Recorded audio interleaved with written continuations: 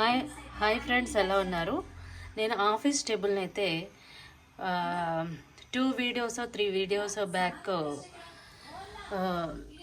విరగొట్టేశాను. విరగొట్టేసిన దాన్ని ఇలా దివాన్ కింద అయితేనే పెట్టి ఇండోర్ గార్డెనింగ్ కోసం ఫస్ట్ ప్రాజెక్ట్ వరకు నేను ఇలా టేబుల్ని అయితే తయారు చేశాను.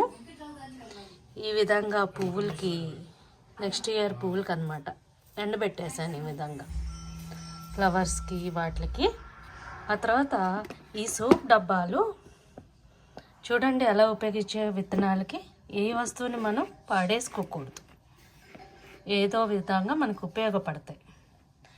సో బాటిల్ గార్డు విత్తనాలు, బీరకాయ విత్తనాలు ఈ విధంగా అయితే నేను టేబుల్పై స్టోర్ చేసుకున్నాను. తీసేసిన తర్వాత విత్తనాలు చూడండి ఈ విధంగా అయితే బీరకాయ